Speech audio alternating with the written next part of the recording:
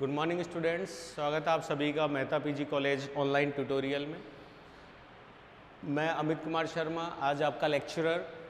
BSc part first botany semester first में हमारा जो मेन पेपर है डाइवर्सिटी ऑफ प्लांट किंगडम में हमारा टॉपिक है आज reproduction in algae.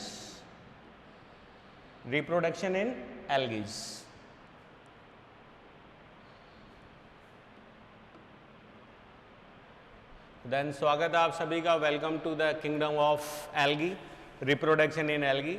In particular diagrams और इस चार्ट के अंदर हमको डिफरेंट टाइप की जो यूनिसेल्युलर एंड मल्टीसेल्युलर एल्गीज है उनके अंदर हमें रिप्रोडक्शन के अलग अलग मूड्स एंड जो मेथड्स हैं वो हमें दिखाई दे रहे हैं।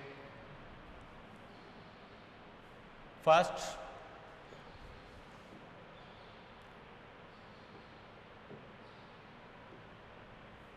Stage reproduction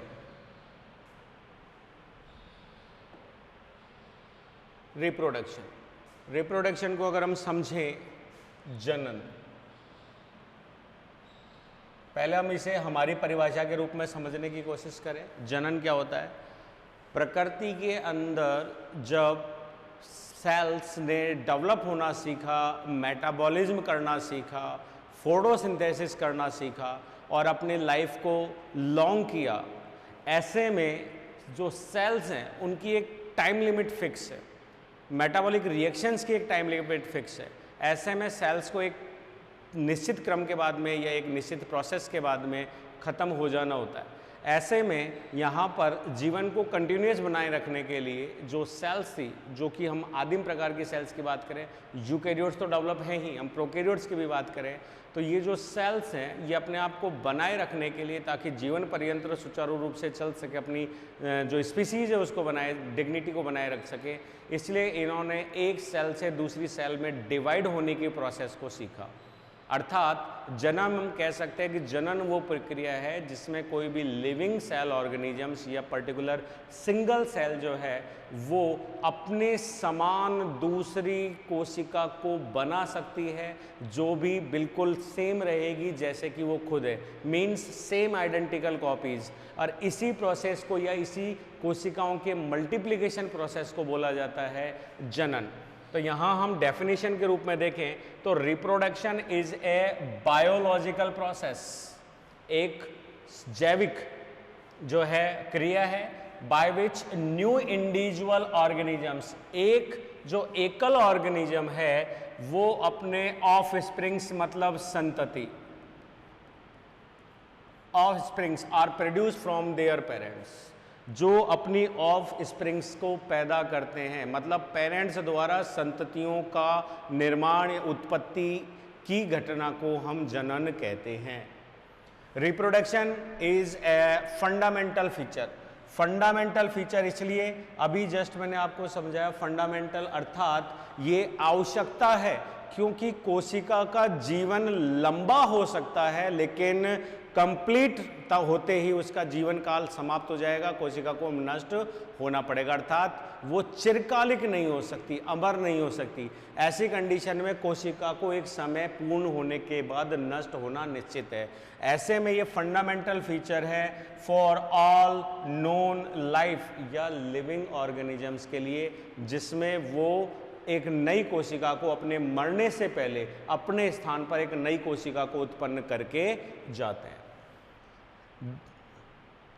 Each individual organism exists as the result of reproduction, और सभी जो जीवित कोशिकाएं हैं, जो कोशिकाओं क्या बोलते हैं ऑर्गेनिजम्स हैं, सजीव हैं, वो इसी प्रक्रिया के दौरान अपनी संख्या भी बढ़ाते हैं, प्लस अपनी मौजूदगी, अपने अस्तित्व को इस धरती के ऊपर बनाए हुए हैं। They are exist by the result of reproduction, नहीं तो पर्टिकुलर किसी भी स्पीसीज का अस्तित्व या एग्जिस्टेंस समाप्त हो जाती। रिप्रोडक्शन की अगर अपन बात करें तो रिप्रोडक्शन के 3 फॉर्म्स या मोड्स कह सकते हैं, मेथड्स,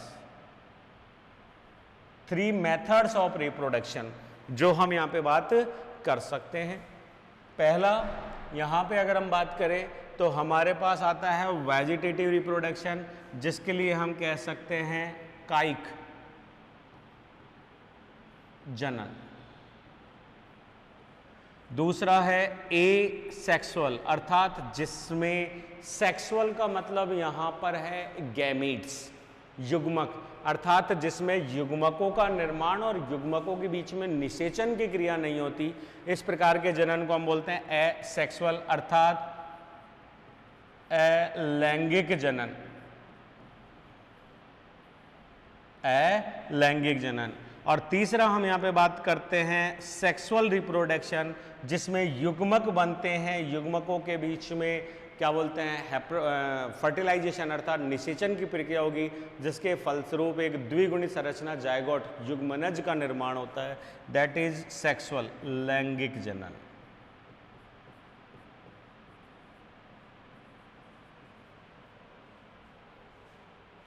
स्टूडेंट्स, यहीं पे हम एक टॉपिक को और क्लियर कर लेते हैं, तीनों के तीनों जनन के मोड्स की ज़रूरत क्यों पड़ रही है, या तीनों के तीनों जनन जो है उनको डेफिनेशन के रूप में हम समझने की बात करें कि एक्चुअली में ये जनन प्रोसेस होती क्या है, इसको समझें। तो सबसे पहले हम बात करते हैं वेजिटेटिव की। बाद की स्लाइड्स में हम वैसे भी इनको क्लियरली समझेंगे टाइप्स के रूप में, पर पहले सबसे यहाँ पे अपन समझते हैं परिभाषा के रूप में।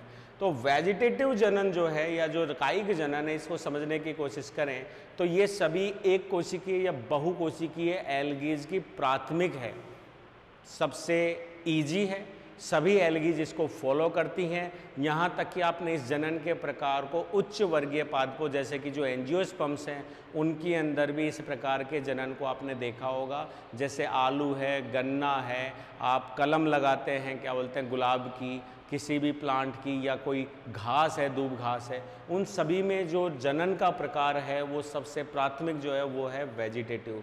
इस जनन में होता क्या है एक्चुअली में कि इस जनन में कायिक भाग जो हैं, पादप के कायिक भाग, उनमें से पर्टिकुलर कोई पूरा भाग या पर्टिकुलर कोई कोशिका, वो एक कोशिका अतिवृद्धि करते हुए या कोशिका विभाजन करते हुए एक अतिरिक्त अतिवृद्धि या अंग का निर्माण करती है, ठीक है। और ये जो अंग है ये जब तक पेरेंट के साथ में जुड़े हुए हैं जब तक तो कहलाते हैं पेरेंट प्लांट या थैलस के भाग या अंग, ठीक है। और जब ये अपने मेन पेरेंट से मैच्योर होने के बाद पृथक हो जाते हैं तो ये वहाँ पर अपना स्वयं का इंडिपेंडेंट जीवन शुरू कर सकते हैं, जिसके अंदर सभी सारी क्रियाएं प्रकाश संश्लेषण की भी, मेटाबॉलिज्म की भी और रिप्रोडक्शन की भी कंप्लीट कर सकते हैं। अतः ये अपने पेरेंट के साथ जुड़े रहते हैं जब तक तो कहलाते हैं अतिवृद्धि, और जब ये अपने पेरेंट थैलस से पृथक हो जाते हैं तब ये कहलाते हैं एक तरीके से संतति, तब ये कहलाते हैं प्रोजेनी, जिन्हें हम हायर प्लांट्स में कह सकते हैं सीडलिंग्स, ठीक है। Next asexual. एसेक्सुअल रिप्रोडक्शन भी एक कायिक जनन का ही प्रकार है, क्योंकि कायिक जनन में भी आनुवांशिक सूचना या गुणसूत्रों की संख्या में कोई परिवर्तन नहीं होता। पेरेंट्स अगर हैप्लॉइड हैं तो ये भी हैप्लॉइड होंगे, और पेरेंट्स अगर डिप्लॉइड हैं तो ये भी डिप्लॉइड ही होते हैं। अलैंगिक जनन में अगर हम बात करें तो ये भी बिल्कुल कायिक जनन के समान ही है, इसमें भी गुणसूत्रों की संख्या और जेनेटिक अप्रोच पर कोई प्रभाव नहीं पड़ता है। लेकिन यहाँ पर दोनों में अंतर क्यों है, क्योंकि हमने इनको दोनों को अलग अलग रूप में समझा है। तो यहाँ समझने वाली बात यह है कि इन एसेक्सुअल रिप्रोडक्शन एक सिंपल सी डेफिनेशन है, रिप्रोडक्शन बाय स्पोर्स। स्पोर्स का मतलब बीजाणु,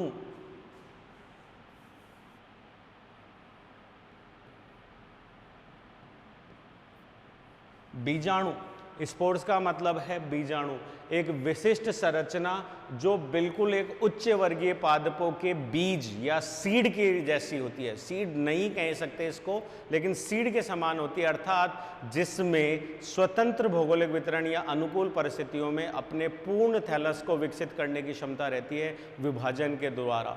इस चीज़ को बोलते हैं हम स्पोर।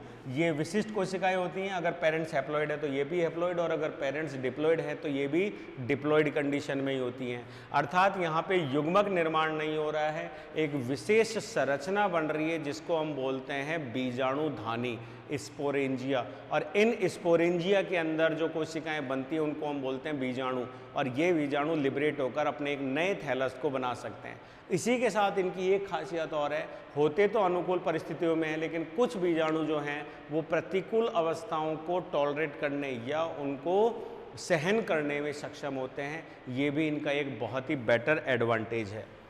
तीसरा जनन जो प्रकार है वो है एसेक्सुअल। एसेक्सुअल जनन हमेशा प्रतिकूल परिस्थितियों में अपनाया जाता है। ऊपर वाले दोनों जनन अनुकूल परिस्थितियों के जो एल्गीज की प्राथमिकता है, लेकिन ये वाला सेक्सुअल रिप्रोडक्शन जो है वो उच्च वर्गीय एल्गियों द्वारा अपनाया जाता है। और एल्गीज के बाद के जो उच्च वर्गीय पादप हैं, ब्रायोफाइट, टेरिडोफाइट, जिम्नोस्पर्म और एंजियोस्पर्म, ये सभी जो हैं वो सेक्सुअल रिप्रोडक्शन को प्राथमिकता देते हैं। कायिक जनन के एग्जाम्पल्स उच्च वर्गीय पादपों में मिलते हैं, लेकिन सभी पादप इसको नहीं अपनाते। एसेक्सुअल रिप्रोडक्शन का जो प्रकार है वो टेरिडोफाइट के बाद देखने को नहीं मिलता। ये मुख्यतः एल्गीज और फंगस जैसी स्पीसीज जो हैं उन्हीं के अंदर देखने को मिलता है। सेक्सुअल रिप्रोडक्शन की जो शर्तें हैं वो बहुत ही अलग हैं। पहली शर्त ये है कि पेरेंट जो है वो हैप्लॉइड और डिप्लॉइड हो चलेगा, लेकिन अर्धसूत्री विभाजन द्वारा एक विशेष संरचना बनाएगा जिसे हम बोलेंगे गैमीट, युग्मक। और युग्मक जो है वो सदैव अगुणित होनी चाहिए अर्धसूत्री या समसूत्री विभाजन के फलस्वरूप, तो गैमीट्स का निर्माण होगा। ये गैमीट जो है वो मेल अथवा फीमेल कैटेगरी के होते हैं, कोई ज़्यादा इसमें अंतर नहीं है, क्योंकि एल्गी जो हैं वो ज़्यादातर निम्न हैं और सरल स्वभाव की हैं, इसलिए एक ही एल्गी जो है वो मेल और फीमेल दोनों प्रकार के युग्मकों का निर्माण कर सकती है।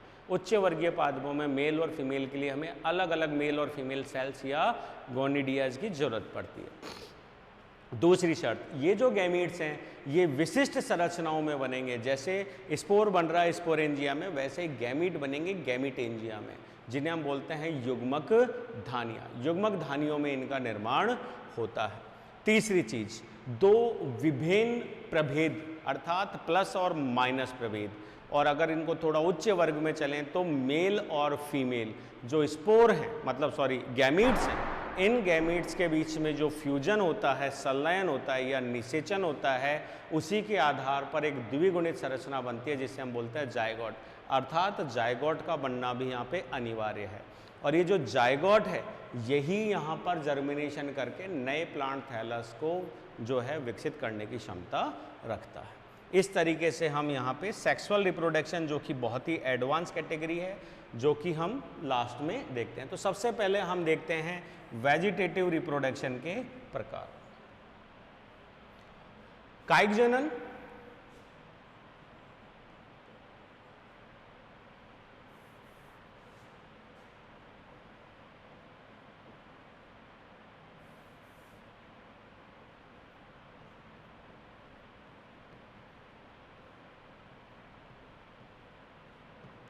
कायिक जनन, इसको परिभाषा के रूप में समझते हैं। हमने काफ़ी कुछ इसके बारे में समझ लिया है और इसकी परिभाषाओं के रूप में समझें तो हम कह सकते हैं कि the vegetative reproduction in algae includes those methods of propagation.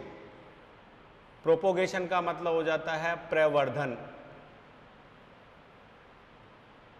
प्रवर्धन, in which portion of the plant body became separated off to give rise a new individual thallus, जिसे हम कह सकते हैं संतति, of spring.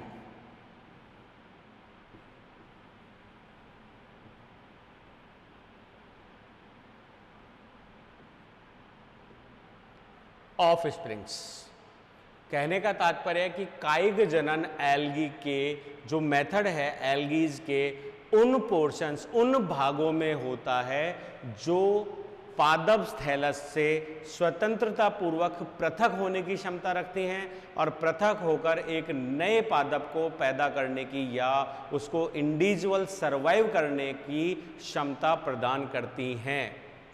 Vegetative reproduction take by different methods. इसी चीज़ को समझने के लिए हम वेजिटेटिव जो रिप्रोडक्शन है अलग अलग एल्गीज में भिन्न भिन्न प्रकार के मेथड्स को अपनाया जाता है। सारे मेथड्स कभी भी एक ही एल्गीज के द्वारा नहीं प्रदर्शित किए जाते। यही एक लाइन और हम ऐड कर सकते हैं जो हमारे लिए इंपॉर्टेंट है। वेजिटेटिव रिप्रोडक्शन के लिए कह सकते हैं कि occurs always in favourable climate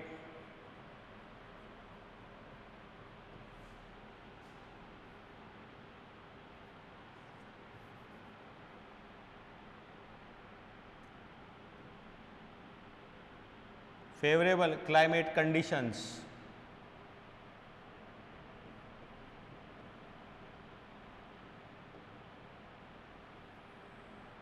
अनुकूल परिस्थितियों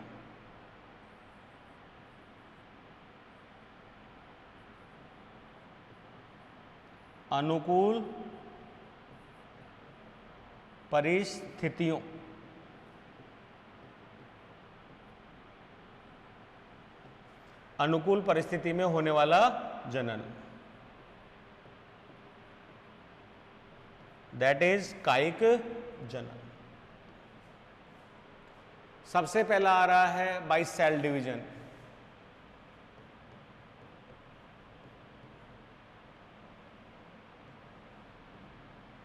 कोशिका विभाजन।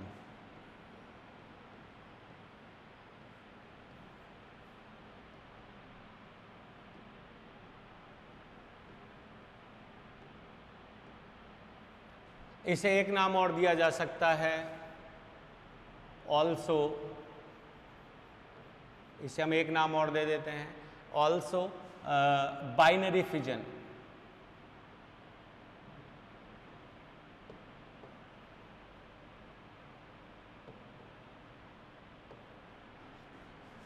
द्विविखंडन। द्विविखंडन फिजन का अर्थात होता है बांटना और फ्यूजन का अर्थात होता है जोड़ना। तो यहाँ पर एक कोशिकीय विभाजन से दो कोशिकाओं का बनना, इसे हम बोलते हैं बाइनरी फिजन।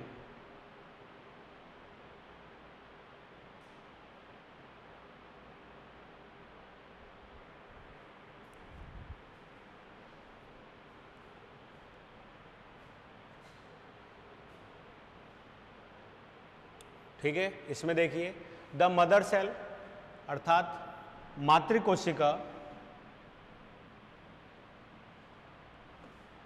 मदर सेल जो है मातृकोशिका डिवाइड विभाजित होती है and the daughter cells are produce which becomes new individuals. मातृकोशिका विभाजित होकर दो कंप्लीट या संपूर्ण स्वतंत्र कोशिकाओं में विभाजित हो जाती हैं और दोनों की दोनों कोशिकाएं जो हैं वो बिल्कुल अपनी मातृ कोशिकाओं के समान होते हैं और समान व्यवहार करते हैं। It is sometimes be no binary fusion, हमने पहले ही यहाँ पे ऐड कर दिया है। समटाइम्स हम इसे बाइनरी फ्यूजन भी कहते हैं अर्थात द्विविखंडन। ये ज़्यादातर जो है ऐसी कोशिकाओं में होती है जो कोशिकाएं होती हैं गोलाकार,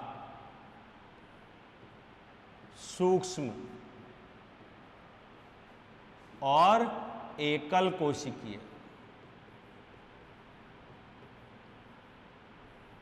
गोलाकार के अलावा हम अंडाकार भी ऐड कर लेते हैं।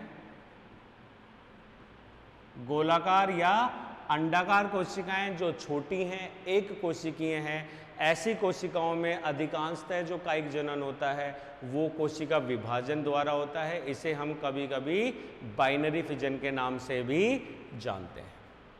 और इसके एग्जाम्पल यहाँ पे जो दे रखे हैं वो है डायटम्स। डायटम्स हम इन्हें गोल्डन ब्राउन या ब्राउन एल्गीज के रूप में भी देखते हैं।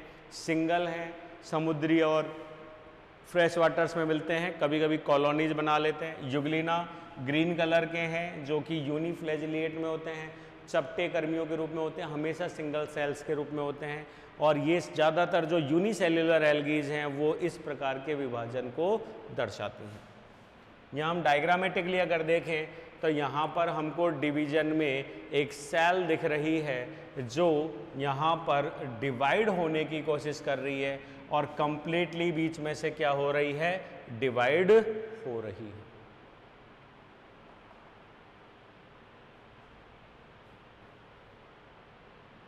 ओके स्टूडेंट्स, और ये दोनों के दोनों खंड जो हैं वो स्वतंत्र होकर एक नए स्वतंत्र इंडिविजुअल प्लांट या संतति प्लांट के रूप में व्यवहार करते हैं। दूसरा हम बात कर रहे हैं फ्रेगमेंटेशन। फ्रेगमेंटेशन का मतलब हो गया है विखंडन। फ्रेगमेंटेशन का मतलब हो गया विखंडन। विखंडन का मतलब छोटे छोटे टुकड़ों में टूट जाना। तो इसके लिए हम एक सिंपल सा एग्जांपल आपको दें तो जो यूनिसेल्युलर है, गोल संरचना है, बहुत छोटी संरचना है, क्या उसे पकड़कर तोड़ा जा सकता है? नहीं। इसका मतलब ये वाला जो गुण है एक तरीके से किसका है? ये गुण है फिलामेंटस एल्गी का, जो आकार में बड़ी है, ट्यूब के समान या फिलामेंट के समान है और ब्रांच्ड है, या फिर कॉलोनी के रूप में मिलती है। ऐसी संरचनाओं को हम बीच में से ब्रेक कर सकते हैं। पानी के करंट द्वारा हो सकता है। करंट का मतलब पानी की लहरों में उथल पुथल से या किसी यांत्रिक बल से, या कई बार लंबे थैलस जो है एक दूसरे में उलझकर खिंचाव बल की वजह से टूट जाते हैं। और कभी कभी कुछ जैसे कि साइनोफाइसी के मेंबर्स में हम बात करें तो हेटेरोसिस्ट कोशिकाओं के बन जाने से भी फिलामेंट जो है वो अनेक खंडों में टूट जाता है। और जब ये फिलामेंट अनेक खंडों में टूट जाता है तो प्रत्येक खंड अपने केंद्रक और जीवद्रव्य की मदद से उस कोशिकाओं में विभाजन करके पुनः उस खंड या उस फिलामेंट को दीर्घित कर लेता है और पूर्ण थैलस के रूप में परिलक्षित हो जाता है। इस प्रकार की टाइप या मेथड को हम बोलते हैं फ्रेगमेंटेशन। इसको समझिए, the plant body break into several parts, बहुत सारे टुकड़ों में टूट जाती है। Fragments and each such fragments develop into a individual thallus, और सभी थैलस, शर्त यह है कि उनके अंदर उनका केंद्रक और जीवद्रव्य होना चाहिए। कोशिका ब्रेक या रैप्चर नहीं होनी चाहिए। अगर कोशिका टूटेगी तो वो काम नहीं करेगी, ठीक है। कोशिका जीवित होनी चाहिए, अर्थात इस प्रकार की जीवित कोशिका युक्त जो प्रत्येक खंड हैं वो यहाँ पे अनुकूल परिस्थितियों में विभाजित होकर पूर्ण थैलस का विकसित कर लेते हैं। These type of vegetative reproduction is commonly met with filamentous form. ज़्यादातर ये जो हैं ये फिलामेंटस फॉर्म की जो एल्गीज हैं उनके अंदर ज़्यादा देखने को मिलता है। जैसे आपको मैंने अभी बोला, फिलामेंटस कर सकते हैं, फिलामेंटस कर सकते हैं, कॉलोनियल कर सकते हैं,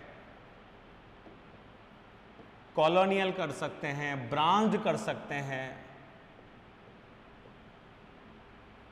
या साइफोनस कर सकते हैं। ऐसी बहुत सारी एल्गीज के एग्जाम्पल्स हैं जो इस प्रकार के फ्रेगमेंटेशन को शो करती हैं। सेम यही स्ट्रेटजी को अगर अपन देखें तो अपन आलू के जो प्रवर्ध लगाते हैं, आलू की कलिकाएं, आई बर्ड्स के साथ जो आलू के टुकड़े ग्रो करते हैं वो सेम ही है। इसमें एक आलू के अनेक टुकड़े करते हैं, हर टुकड़े में एक आई पीस होना जरूरी है, और उस आई पीस को जब हम अनुकूल परिस्थितियों में मृदा के अंदर दबा के उगाते हैं तो एक नया आलू का पेड़ उगाने की क्षमता उसमें होती है। एग्जाम्पल इज यूलोथ्रिक्स हो गया, स्पाइरोगायरा हो गया। इसके अलावा यहाँ पे हम नॉस्टॉक लिख सकते हैं, ऑसिलोटेरिया लिख सकते हैं,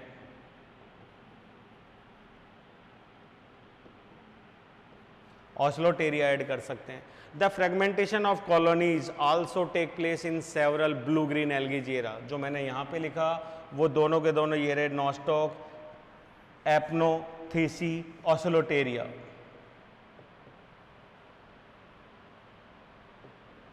एटसेट्रा।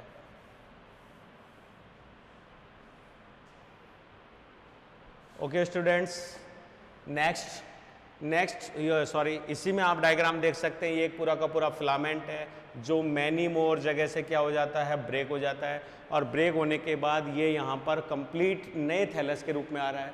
यहाँ पे जो हमारे पास डायग्राम है ये यूलोथ्रिक्स का नहीं है, that is from spirogyra.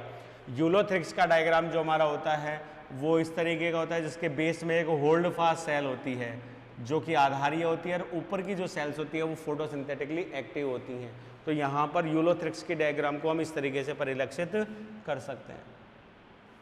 Next तीसरा प्रकार आ रहा है होर्मोगोन। होर्मोगोन यहाँ पर जो है वो एक विशेष स्पेशलाइजेशन है जो यहाँ पे हमने एग्जाम्पल में दे रखा है, ये रहा Oscillatoria and Nostoc, these are from cyano.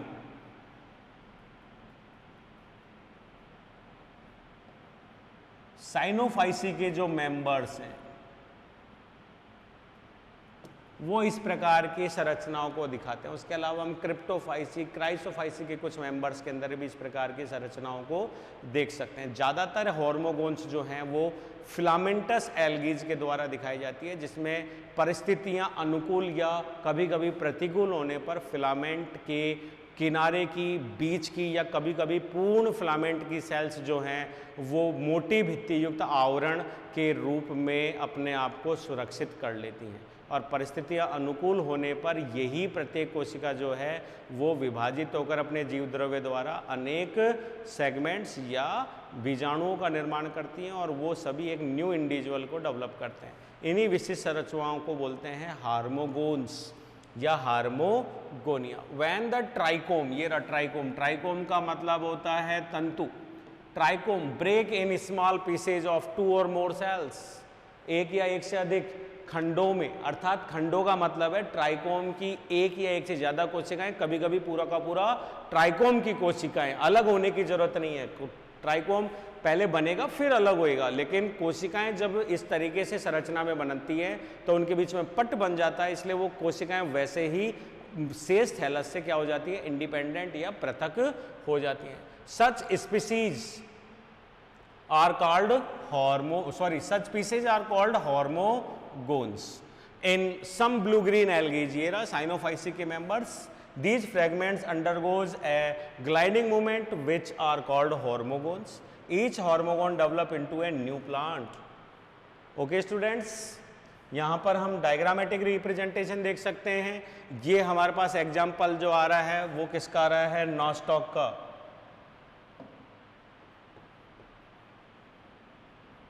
और इस नॉस्टॉक की सेल के अंदर these are normal vegetative cells, and यही एक जो कोशिका बन रही है दैट नॉन एज होर्मोगोन। एक नाम और इसको देते हैं heterocyst, that also known as heterocyst, क्योंकि ये सभी कोशिकाओं से आकार में अलग दिखाई दे रही होती है, आकार में बड़ी है, और विशेषली ये जनन के साथ साथ नाइट्रोजन फिक्सेशन में भी मदद करती है। नेक्स्ट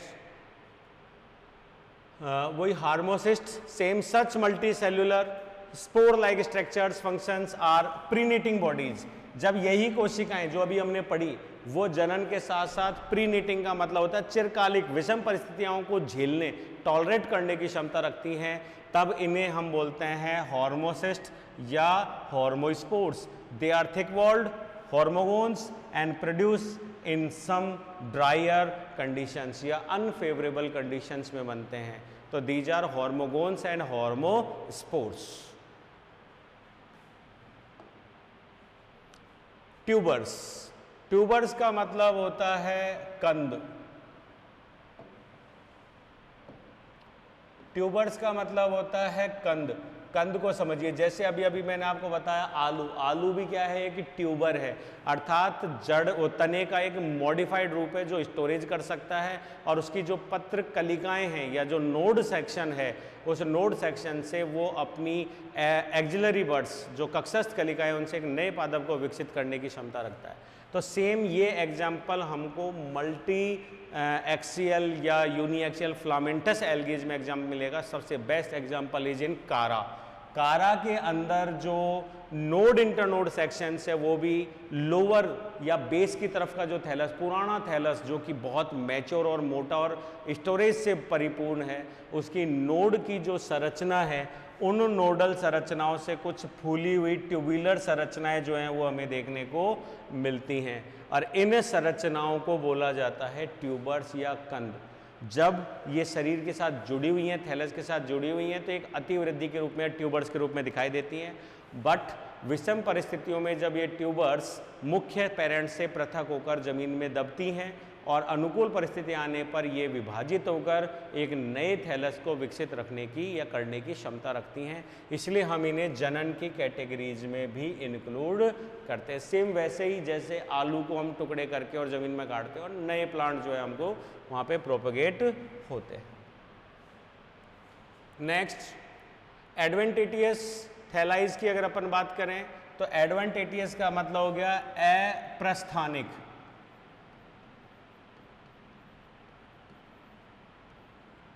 अप्रस्थानिक थैलस या सुकाय।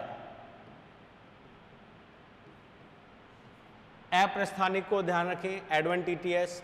Certain special structures of thalli are formed which help in vegetative reproduction. The well known propagate of Bryopsis and स्प्लेनेरिया आर गुड एग्जाम्पल्स ऑफ। इसके अलावा यहाँ पर अगर अपन और बात करें तो एक एग्जाम्पल और हम दे सकते हैं कारा, bye there adventitious branches.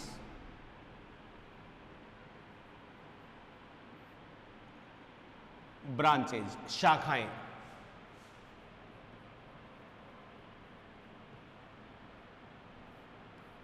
Adventitious branches शाखाएं। यहाँ पर अगर अपन इस बात को समझें तो यहाँ पर कुछ एल्गीज जो है वो अपने नोडल सेक्शन से कुछ विशिष्ट अतिवृद्धियाँ या भोजन स्टोरेज वाली अतिवृद्धियों को शाखाओं के रूप में डेवलप करती हैं और ये शाखाएं एक तरीके से इन्हें विषम परिस्थितियों में मदद करती हैं भोजन की कमी होने पर, और ऐसी शाखाएं कहलाती हैं अप्रस्थानिक शाखाएं। और जब ये शाखाएं कभी कभी मुख्य पादप से टूटकर पृथक होती हैं तो ये अनुकूल परिस्थितियों में स्वयं अंकुरित या विभाजित होकर एक नए थैलस को विकसित करने की क्षमता रखती है। इस प्रकार की संरचनाओं को हम बोलते हैं अप्रस्थानिक थैलस या अप्रस्थानिक शाखाएं।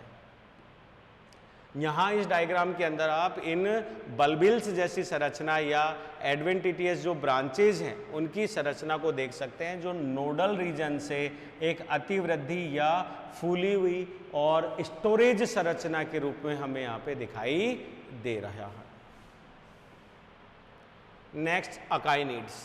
अकाइनिड जो है वो एक बिल्कुल अलग संरचना है जिसे हम बोल सकते हैं सुप्त या निश्चेष्ट।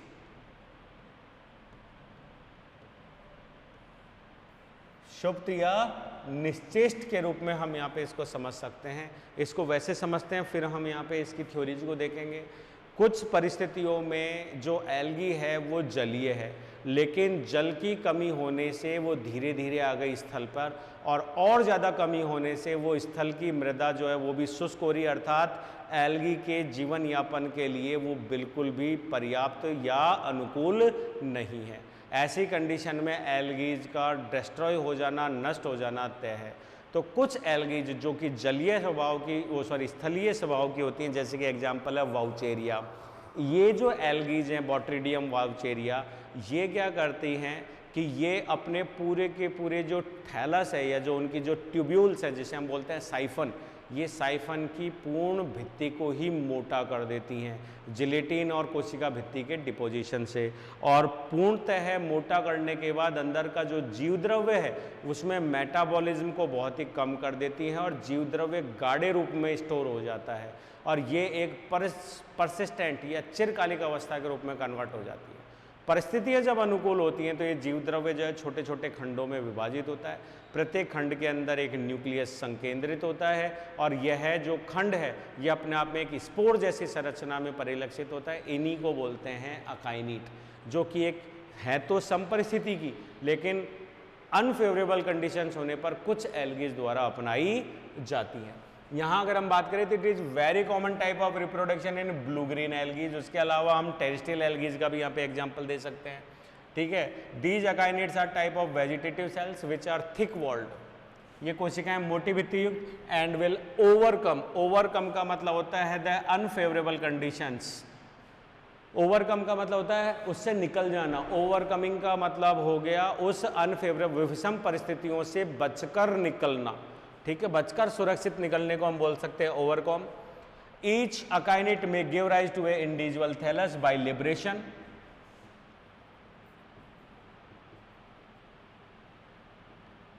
लिबरेट होने के बाद, विमुक्त होने के बाद वो एक नए थैलस में डेवलप हो सकता है जब परिस्थितियां अनुकूल होंगी।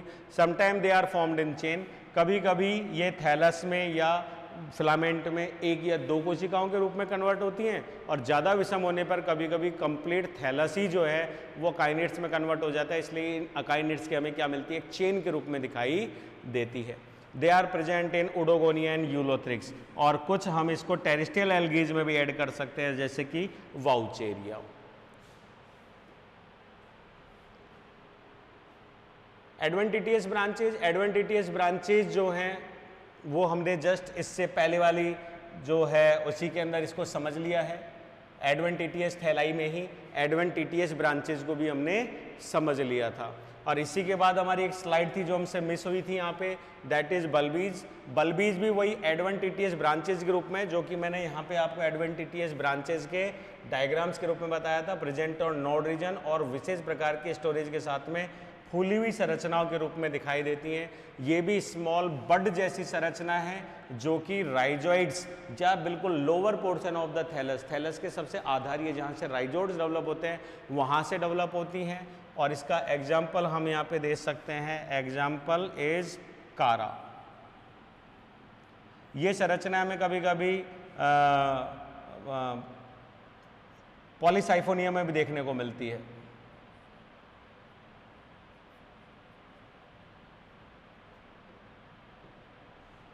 Polysiphonia, each such bulbils may give rise to a individual thallus, इसको हम पहले देख चुके थे। इसी प्रकार एडवेंटिटियस जो हमारी ब्रांचेज हैं उसके भी हम एक डायग्राम को यहाँ पे थोड़ा सा एक बार समझें, जो कि मैं पहले आपको समझा चुका हूँ।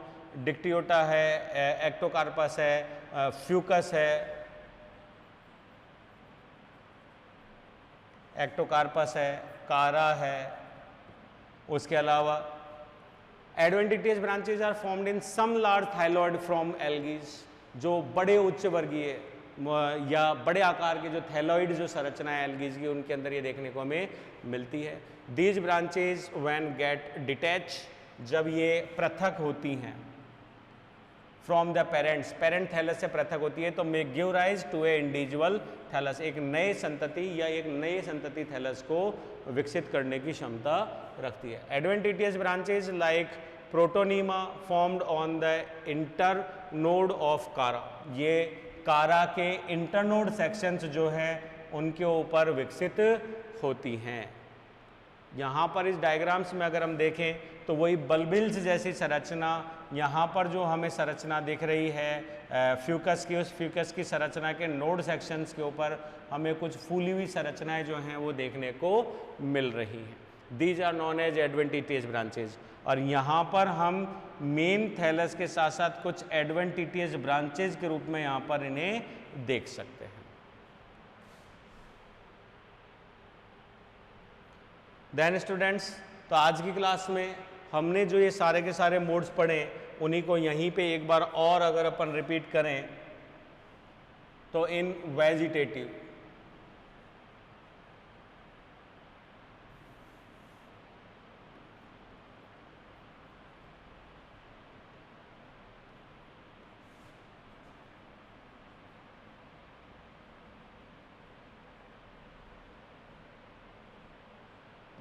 वेजिटेटिव रिप्रोडक्शन में जो हमने यहाँ पे देखा रिप्रोडक्शन बाई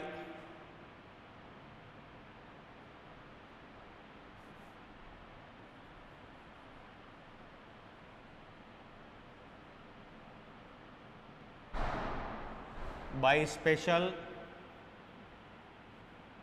वेजिटेटिव ऑर्गन्स, जब ये ऑर्गन से डिटैच होते हैं तब जाके जो है वो एक नए थैलस बनता है, जिसके हमने टाइप्स की बात करें तो अनेक टाइप्स देखे हैं, जैसे कि फर्स्ट बाई सेल डिवीजन, जिसे हमने बाइनरी फिजन कहा।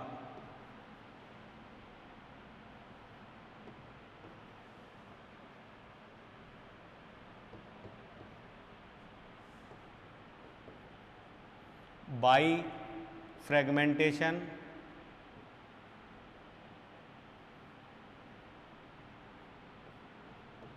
फ्रेगमेंटेशन विखंडन द्वारा।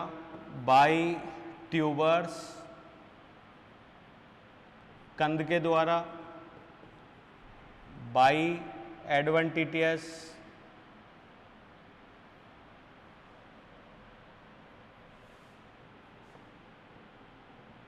बाई एडवेंटिटियस ब्रांच और बाई बल्बिल्स।